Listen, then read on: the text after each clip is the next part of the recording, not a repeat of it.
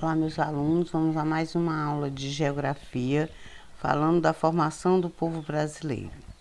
Nós sabemos que o povo brasileiro ele é formado por índios que já viviam aqui no Brasil, por negros que vieram da África e os brancos portugueses foram os primeiros que chegaram, embora tenhamos outros povos vivendo aqui no Brasil. Nessa formação do povo brasileiro, nós vamos ver como é que aconteceu. O que contribuiu para a formação do povo brasileiro, da população brasileira? Primeiro nós tivemos os indígenas, que aqui já viviam. Depois vieram os negros, trazidos da África como escravos. Os europeus também chegaram e asiáticos. E que eles migraram para o Brasil entre a segunda metade do século XIX e a primeira metade do século XX. Aqui nós temos uma representação do povo brasileiro, né? Branco, negro e índio. Os indígenas que aqui já viviam foram recepcionados pelos portugueses ou foram recebidos pelos portugueses ou eles receberam os portugueses através da troca de bugigangas. Os portugueses trouxeram as bugigangas para o Brasil e entregaram aos índios para que eles fossem aceitos. Estima-se que na chegada dos portugueses, o Brasil tinha entre 3 e 5 milhões de indígenas de diferentes povos. Mas hoje, né, atualmente, eles dizem que só cerca de 600 mil índios vivem aqui no Brasil. Eles são de etnias diferentes, tem 227 etnias e 180 línguas diferentes. Lembrando que os índios eles têm a sua cultura, mas eles não são donos da pátria deles, eles não têm o domínio de leis, né? As leis são de todos os brasileiros. Mas os índios diminuíram, como nós vimos, de 3 a 5 milhões para 600 mil. E o que foi que ocorreu? Conflitos entre os não índios que invadem as terras e as doenças trazidas por brancos, né, por portugueses e ainda hoje pelo povo que vive fora das aldeias, como gripe, catapora, sarampo, que pode matar grupos de índios inteiros.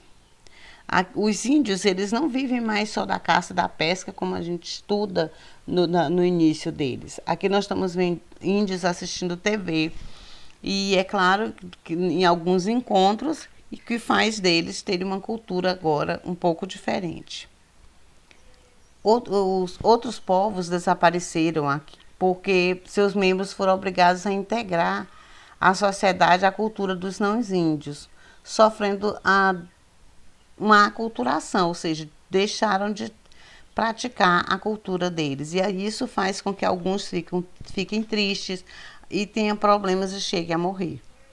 A sobrevivência, a preservação dos valores culturais, dos modos de vida dos povos indígenas estão relacionados à criação, demarcação de áreas de posse permanentes para os diversos grupos.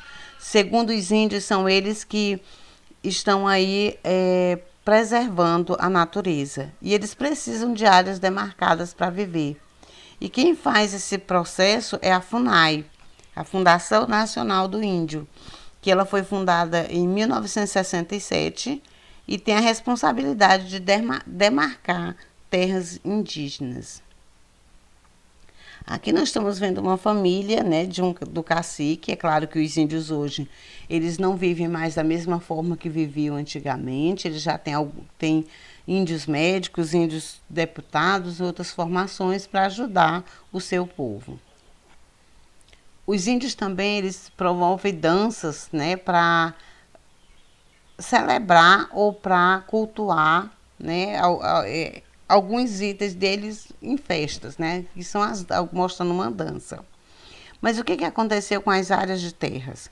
Aqui nós estamos vendo uma área demarcada, de uma área que era indígena, mas que está sendo invadida, né, está acontecendo a garimpagem de diamantes, né, que estão sendo retirados. Hoje nós temos aí conflitos bem intensos entre os índios e os outros povos também praticando garimpagem nas terras indígenas, nas áreas de reservas indígenas.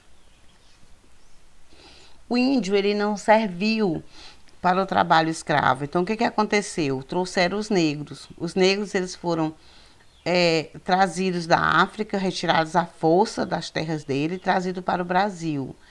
E como tráfico, né, vieram traficando desde 1559. Estima-se que foram trazidos para o Brasil entre 3 milhões e 500 mil a 4 milhões de negros africanos. E é claro, eles vieram para a colheita do café, aqui mostrando uma no interior do Rio de Janeiro, onde o negro veio trabalhando sem salários, sem boas condições de vida e ainda, às vezes, acorrentados. Eles não tinham liberdade nem salários. E, segundo conta, né, o que aconteceu, veio uma abolição que não foi uma abolição verdadeira. Mas o que aconteceu? Os índios, os negros, eles apenas saíram das fazendas, né? Deixaram as fazendas, mas a escravidão, em maior parte, não foi efetivamente realizada. Então, o que aconteceu? A população negra, ela continua sendo uma população mais pobre. É claro que nós temos pessoas com boas condições entre os negros. Uma melhoria na situação da população negra depende de alterações da estrutura socioeconômica. É preciso que haja mudanças no sistema de economia para que o negro seja efetivamente enquadrado, né, ligados à sociedade econômica. E há também o problema da discriminação racial, que é muito comum quando o negro vai em busca de um emprego, por exemplo. Hoje a gente sabe que essa discriminação racial ela está ocorrendo de forma muito intensa. Nesse período de pandemia, a gente já viu tantos encontros, tantas lives, né, mostrando o problema da discriminação racial. É claro que foi preciso fazer algum tipo de política pública, né? E aqui nós estamos vendo uma manifestação a favor da adoção do sistema de cotas no Rio de Janeiro, né, nas universidades do Rio de Janeiro. Essas cotas foram para facilitar a entrada de negro na universidade. Os brancos, eles também, que já aqui viviam, ainda chegaram outros povos. Os povos que predominaram na formação da população brasileira são de vários grupos de origem europeia. Os portugueses, que a gente já viu, né, que colonizaram o Brasil, italianos, espanhóis também tiveram grande participação na composição da população brasileira. Dos brancos asiáticos que vieram para o Brasil, os mais numerosos foram os sírios libaneses e os judeus, mas que também formaram e ajudaram na formação do nosso país. Os japoneses constituem um grupo importante. Eles formam o quinto maior grupo de imigrantes que entraram no Brasil. Recentemente, a imigração coreana tem sido expressiva, sobretudo na cidade de São Paulo. Essa cidade ela passou a receber imigrantes bolivianos que, sem a opção de emprego em seu país, acabam se submetendo a condições precárias de trabalho. É claro que quando um grupo chega no Brasil, ele precisa ter abrigos, né? Precisa ter um local para ficar, precisa ser recebido de forma humana, né? Então, se isso não acontecer, ainda há essas condições precárias de trabalho. Aqui nós estamos vendo uma festa italiana em Belo Horizonte, onde eles mostram as culturas dele. É claro que eles também vão estar preservando suas culturas.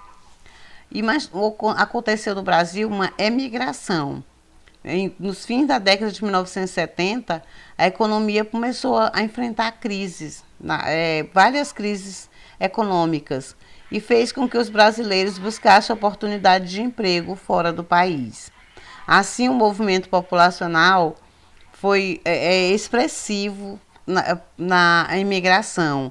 As pessoas passaram a ir para outros países, tanto entrando como saindo do Brasil tiveram pessoas, né? Aqui a imigração no Brasil está mostrando que vieram portugueses, italianos, espanhóis, alemães, japoneses e outros grupos. E aqui está mostrando a porcentagem de cada um, que veio aqui para o Brasil de 1820 a 1980. Mas os brasileiros também saíram daqui do Brasil e foram para o exterior, principalmente Estados Unidos. Aqui está mostrando uma casa, né, uma loja de brasileiros em Massachusetts, nos Estados Unidos. Quer dizer, as pessoas precisaram sair em busca de melhores condições. Mas aconteceram também migrações internas, ou seja, dentro do próprio país. Nós já sabemos que as pessoas precisam sair de um local para outro em busca de melhores condições de vida. E essas migrações internas, elas foram mais intensas em 1930. O primeiro grande deslocamento populacional interno foi motivado pelo ouro, na região de Minas Gerais, Goiás, Mato Grosso, que são os estados aí do Centro-Sul. Né? E ele foi constituído uma área de atração, principalmente da população brasileira. São Paulo, Rio de Janeiro, Brasília, todas as pessoas iam também para essas áreas em busca de melhores condições de vida. Aqui nós estamos vendo, o Nordeste é uma região de muita falta de chuva, né, de muita seca.